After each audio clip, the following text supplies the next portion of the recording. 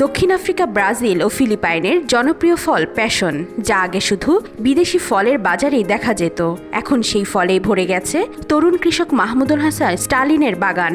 দেখতে আনারস বা ট্যাঙ্কের মতো হলেও নাম তার প্যাসিফ্লোরা ইডিউলাস। বিদেশে যার অগণিত চাহিদা, সেই ফল এখন বাংলাদেশেই চাষ হচ্ছে। মিষ্টি স্বাদ আর পুষ্টিগুণের কারণে বিদেশি জনপ্রিয় ফলের বাণিজ্যিক চাষ বাংলাদেশে প্রথম শুরু করেছেন মহেশপুরের পান্তাপাড়া গ্রামের তরুণ কৃষক মাহমুদুল হাসান স্টালিন। ইউটিউবে ভিডিও দেখে পার্শ্ববর্তী জেলা থেকে পরীক্ষামূলকভাবে 5টি চারা নিয়ে 5 কাঠা জমিতে রোপণ করেন স্টালিন।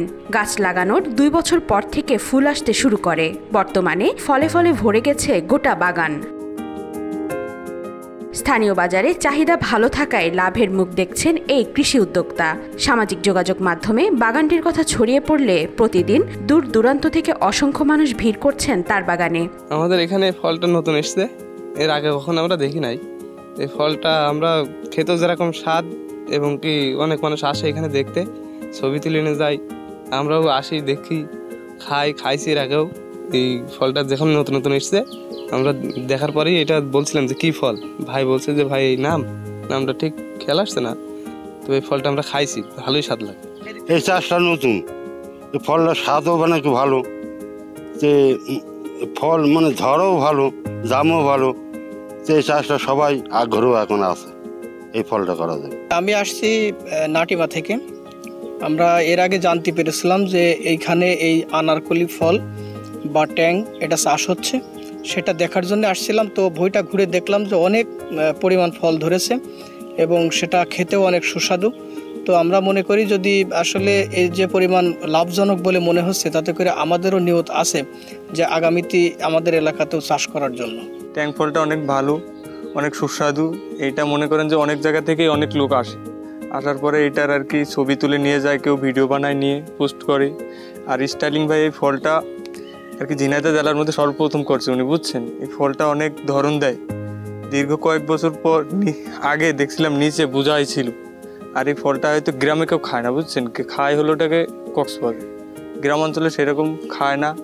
আর আমরাও খাই, দেখি ভালোই সুস্বাদু লাগে, খেতে অনেক মজা লাগে। শুরুতেই ফলের দাম ছিল 5 থেকে 7 টাকা, বর্তমানে প্রতিটি ফল বিক্রি হচ্ছে 15 থেকে 20 টাকায়। জমি থেকে কিনে নিচ্ছেন রাজধানী ঢাকা সহ দেশের বিভিন্ন জায়গা থেকে আসা ব্যবসায়ীরা।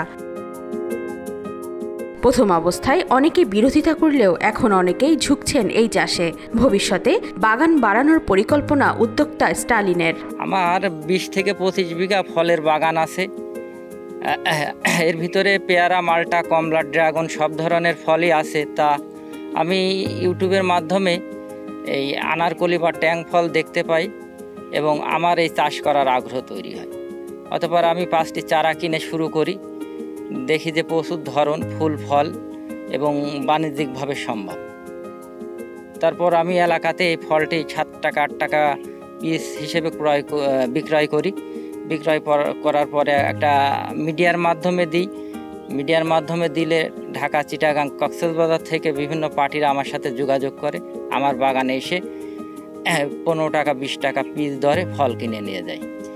তা আমি মনে করি যেহেতু আমার সব রকম ফলের বাগান আছে, যেহেতু ওই ট্যাং ফল বা আনারকলি এখানে কোনো সার লাগে না, কোনো কীটনাশক লাগে না, কোনো লিভার খরচ নাই, অন্যান্য চাষের থেকে আমি মনে করছি এই আনারকলি ট্যাং ফল অত্যন্ত লাভজনক।